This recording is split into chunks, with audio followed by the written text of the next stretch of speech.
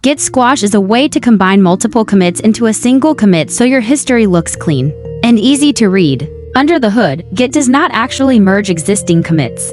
Instead, when you run a command like git rebase with squash, Git takes the changes from each commit you selected and reapplies them one by one on top of the parent commit.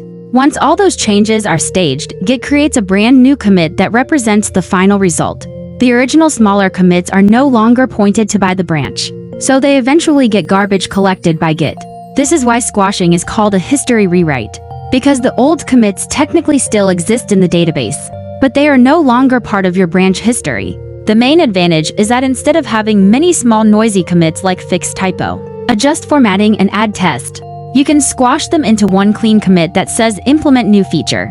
This makes your history much easier for other developers to follow. One important warning: squashing is safe on local branches. But if you already pushed your commits to a shared remote, squashing will change commit IDs and can confuse collaborators. In that case, you should coordinate with your team before squashing. In summary, Git squash works by replaying changes from several commits into one new commit, throwing away the old branch path and leaving you with a clean history and the same final code. If this explanation helped you, don't forget to subscribe to the channel for more developer tutorials.